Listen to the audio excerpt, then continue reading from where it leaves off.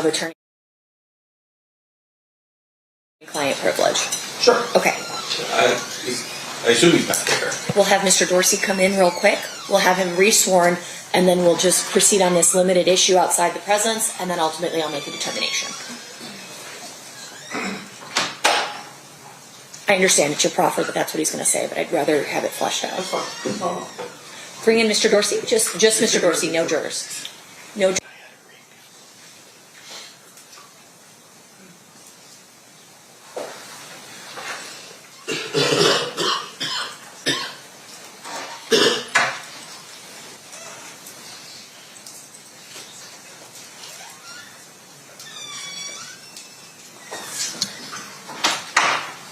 Okay, Mr. Dorsey, we're going to have you sworn real quick. Raise your hand. You do solemnly swear the testimony you're about to give in this action shall be the truth, the whole truth, and nothing but the truth, so help you God? I do. You may be seated. May I have you state and spell your first and last name for the record? Yes, it's Michael Dorsey, Michaeldorsey. All right, thanks for coming back, Mr. Dorsey. I hope you had a good weekend. We just needed to do a quick outside the presence sort of hearing so I can determine the legality of some things that are coming in, okay? Sure. Or not, potentially not coming in. So I'll let Mr. DiGiacomo ask him some questions about the issue brought up. Mr. Dorsey, I know there's times on this recording where you capture conversations that involve the defendant, Duane Higgins. Yes. During those conversations, were they ever alone in a room having a conversation? Was there always a third party present? I believe they were always in the studio, and there are, I think most of the time you actually hear Mario talking with them. It's like a three-way conversation. So I understand like how privilege works to some extent, and it sounded to me like always he was still in the studio, didn't go outside into a hallway, and again, you can hear Wayne Higgins talking with him. And not just Mario Diaz. Isn't there a number of people to do this production that have to be in that room? Correct. There would have been another producer. There's the sound recordist. There's at least one videographer. There's probably at least a lighting person in there. There's at least a good half dozen people in that room with them. And at one point, does Mr. Davis make some comment about, hey, careful, this is a hot mic? He does, yes. He's kind of assuming, this is a hot mic. So at no point where you're capturing a recording there's not other people within, and describe the size of the studio. Sure, it's a very small studio. It's probably a quarter the size of this courtroom. So it's a very small room with 4 or 5 people in it where he's having this conversation. That's correct, yes. And Mr. Dorsey, where are you when these conversations are taking place? I was in an office down the hall. Okay, and so you had eyes on the studio the entire time? I did not have eyes on the studio, no. Okay. You could hear people speaking as to everything that was being said in there? Yes. And how were you recording again? Remind me. I had a pair of headphones, and I had my phone, and I just hit record. Okay, and so it's essentially the studio audio that you're using. Exactly, the live audio coming right from the studio. Yes. So it's a room. Do you know if the studio has signs that they're recording at all times? Like signage that says something like, this is a recording studio. You are things like that. Yes, recording studios typically have the signs up like that. Plus, of course, he would have signed a release, so he knows he's being recorded. Okay, got it. Anything further? Sorry, I sort of hijacked that a little bit, Mr. DiGiacomo. Not from the state. Mr. Sam, you may cross. Okay, Mr. Dorsey, you've never met Mr. Davis before. We've never met. We've seen each other before. Okay, so on the day of the recording, you made it a point to not run into Mr. Davis, fair? Correct. You were actually in this other room. Correct. And you're there just with headphones on. Yes. And I saw him walk by. I know he's disagreeing with me right now. I watched him go by. Sure, and that's fine. And he looked at me. Okay, are you done with the answer? Yeah, I sure am. Okay.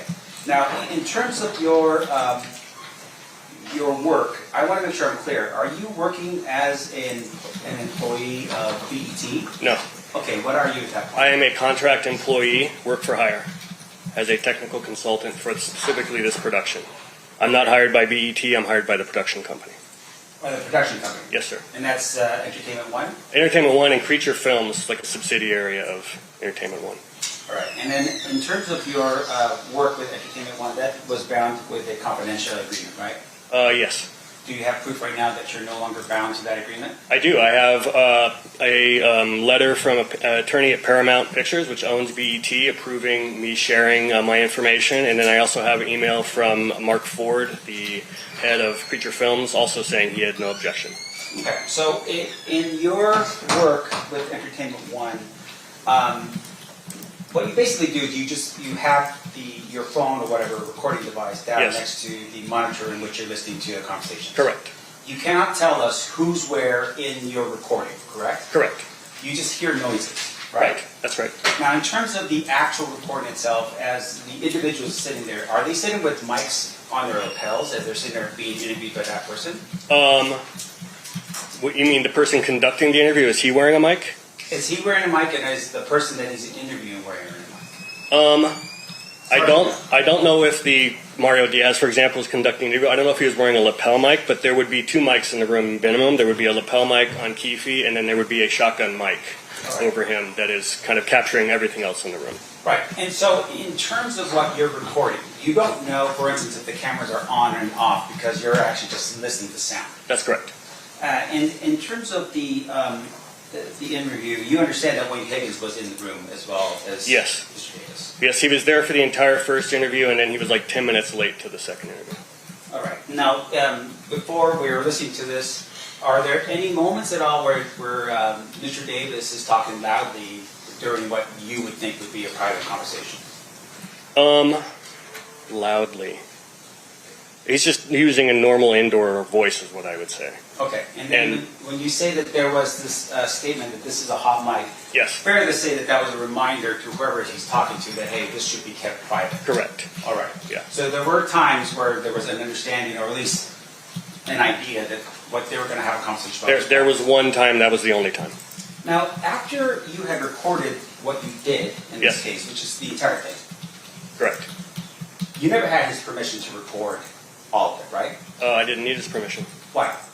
Because he's there to be recorded. He's got mics on him. He has lights and a camera pointed at him. He's in a production studio. I'm officially hired on as a crew member. I'm allowed to do whatever I want. No. And- Let's back up here to make sure I'm clear. Sure. You're a crew member, but you don't own the rights to the production itself, right? Correct. And you don't own the rights in terms of what the camera angles are or anything along those lines. That's correct. I could Now- not put this on YouTube and profit from it. Okay, well, back up here again. I want to make sure I'm clear. Did you take that audio recording that you made and give it to either Entertainment One or any of the subsidiaries in this case? No, Okay, so you basically took something that you didn't have permission to take. that's not true. Okay, well, back up here. Tell me who you got permission from. I didn't need permission. Do you understand? There's no permission needed for that. I'm there to do it. I made the recording because he showed up for the first interview, not ready for his interview to be conducted. So I knew it was going to be broken up into 2 days. So I said, I'm going to make a recording of this so that I can make sure we ask the correct follow-up questions when we come back. That's the only reason I made this recording. But you're not the contract person. You don't have a contract with I them. apologize. We're way afield of the issue that the court needs to rule upon, and this sounds like cross-examination for a jury. Oh, I'll get back into it, Jerry. I'm just saying as of right now, Judge, we have a problem because... Thank you. And just to make sure I'm clear, you take that recording and that's the recording that you're now publishing here for this jury, right? Publishing, no. Playing for the jury, yes. Publishing it suggests publicly. I'm not putting this out to the public. That was a legal terminology, Okay. but you're playing that for the jury now. Yes, right? sir. I have no further questions. Anything further, State? Not from the state.